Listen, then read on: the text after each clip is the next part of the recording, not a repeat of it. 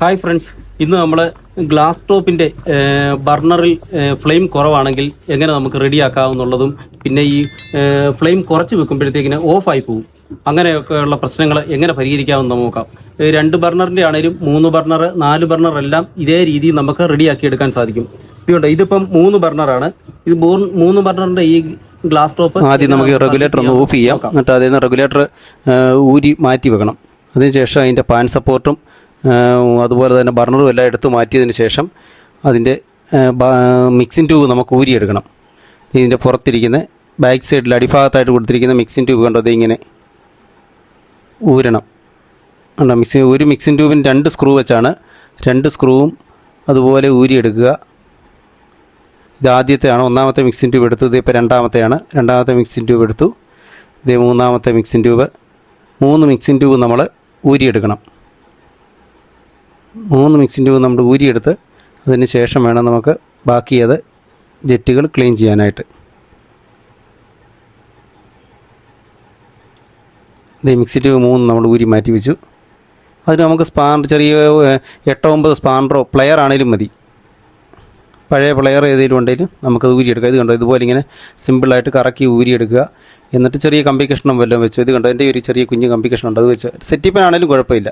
ഇത് കണ്ട് അകവും പുറവും തിരിച്ചും മറിച്ചും നല്ലപോലെ കുത്തി അതിൻ്റെ അകത്തെ അഴുക്കൊക്കെ കളഞ്ഞിട്ട് നമുക്കത് ഒന്ന് ഊതി കണ്ടോ, അല്ലെങ്കിൽ ഇങ്ങനെ ഊതിയാൽ മതി. അപ്പോൾ അതിൻ്റെ അതങ്ങ് നല്ല ഇതായിട്ടങ്ങ് പൊടിയൊക്കെ ഉണ്ടെ പോകും. തിരിച്ചെന്നിട്ട് അതുപോലെ തന്നെ അത് ഫിറ്റ് ചെയ്ത് കൊടുക്കുക. അവിടെ തന്നെ ഇരുന്ന പോലെ തന്നെ ആ ജെറ്റ് അവിടെ തന്നെ അത് ഫിറ്റ് ചെയ്യുക. ഇതുകൊണ്ട് ഇങ്ങനെ കറക്കി ഫിറ്റ് ചെയ്തതിന് ശേഷം സ്പാൻഡർ ഉണ്ടെങ്കിൽ ഒന്ന് കറക്കി കൊടുക്കുക, അല്ലെങ്കിൽ പ്ലെയർ ആണെങ്കിലും മതി. എന്തായാലും നിങ്ങളുടെ വീട്ടിലുള്ള ആയുധം ഉപയോഗിക്കുക, ടൂൾസ്. ഇത് രണ്ടാമത്തെ ഊരിയെടുക്കാം നമുക്ക്. ഉണ്ടോ, ഇതിങ്ങനെ കറക്കി ഇത് ഊരിയെടുത്തതിന് ശേഷം ഇതിൻ്റെ അകവും അതുപോലെ തന്നെ അകത്തുനിന്നും പുറത്തുനിന്നും ക്ലീൻ ചെയ്യുക. ഊതിപ്പൊടിയൊക്കെ കളഞ്ഞതിന് ശേഷം വീണ്ടും അത് ഇരുന്ന പോലെ തന്നെ അവിടെ ഫിറ്റ് ചെയ്യുക. ഇത് രണ്ടാമത്തെ ബർണറിൻ്റെ ജെറ്റാണ്. എന്നിട്ട് അത് ടൈറ്റ് ചെയ്യുക. ഇനി മൂന്നാമത്തെ ഇതേ ലാസ്റ്റ് ഇതും അതുപോലെ ഇങ്ങനെ കറക്കി ഊരിയെടുത്ത് അത് കണ്ട് ക്ലീൻ ചെയ്ത് നമുക്കതുപോലെ തന്നെ അതവിടെ തന്നെ നമുക്കൊന്ന് ഫിറ്റ് ചെയ്യണം.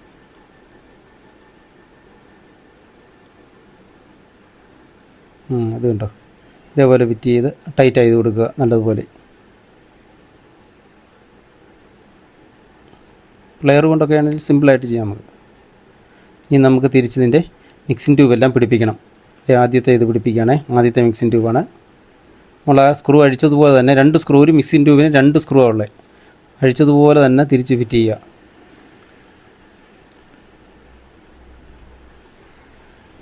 ഇതിങ്ങനെ രണ്ടാമത്തെ സ്ക്രൂ ആണ്, ഉണ്ടോ,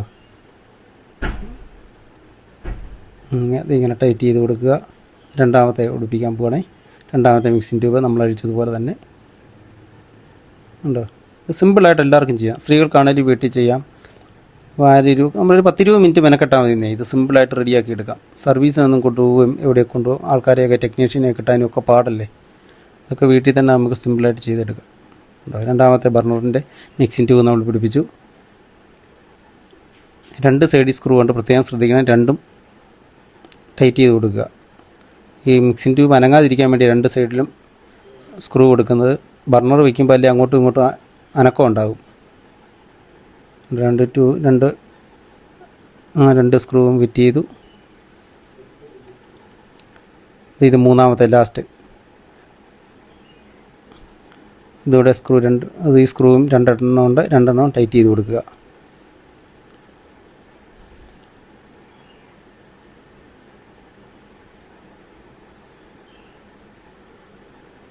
രണ്ട് വശത്തെ സ്ക്രൂകളും നല്ലതുപോലെ ടൈറ്റ് ചെയ്യുക.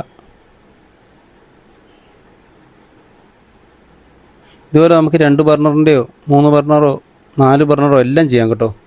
എല്ലാത്തിൻ്റെ സിസ്റ്റം എല്ലാം ഒരുപോലെയാണ്. നമുക്കിനി ഇതിൻ്റെ അകത്ത് ബർണറും പാൻ സപ്പോർട്ടും എല്ലാം വെച്ച് കൊടുക്കണം. ഇതിൻ്റെ കണക്ഷൻ്റെ ഇവിടെ ഒരു സ്ക്രൂ ഉണ്ട്, ഇവിടെ ഓക്കെ. അപ്പോൾ ഇതിൻ്റെ അടിഭാഗത്തെ പണികൾ ഏകദേശം നമുക്ക് തീർന്നു. ഇനി ഇത് തിരിച്ചു വെക്കാം. ഇനി നമുക്കിതിന് ബർണർ 3 ഫിറ്റ് ചെയ്യണം. അതുപോലെ തന്നെ മിക്സിംഗ് ട്യൂബും വെക്കണം. ബർണർ വെച്ചു, ഇത് ഇനിയിപ്പം പാൻ സപ്പോർട്ട് 3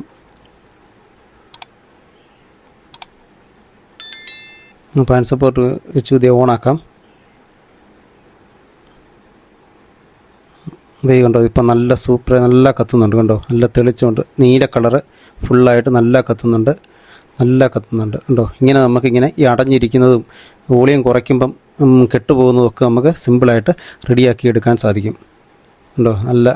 ഇപ്പം നല്ല സൂപ്പറായിട്ട് കണ്ടോ, സ്ലിം ആക്കുമ്പോഴും ഒന്നും കെട്ടുപോകുന്നില്ല കണ്ടോ, നീല വെട്ടം തന്നെ കിട്ടുന്നുണ്ട്.